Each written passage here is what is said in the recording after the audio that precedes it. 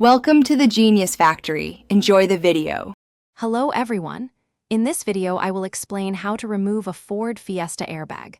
Before beginning, safety is paramount. Always disconnect your car's battery, starting with the negative terminal, then the positive.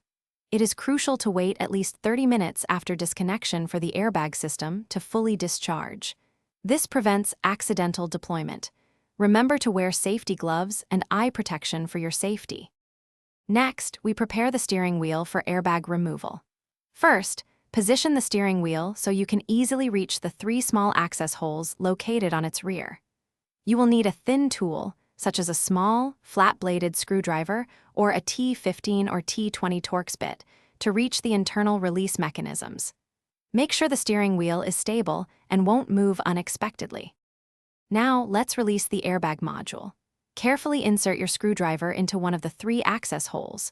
You will feel an internal spring or wire. Push it firmly to release the corresponding airbag clip. Repeat this exact process for the remaining 2 clips. As each clip disengages, the airbag will become progressively looser. Gently pull the airbag away from the steering wheel as you release the final clip. With the airbag released, it's time for final disconnection and safe storage. Carefully turn the airbag over to reveal the electrical connectors on its back. You will find 2 main airbag wires and 1 for the horn. Press the small release tabs on each connector and gently pull them straight off. Once all 3 are disconnected, store the airbag face up in a secure, cool, and dry place, away from any heat sources.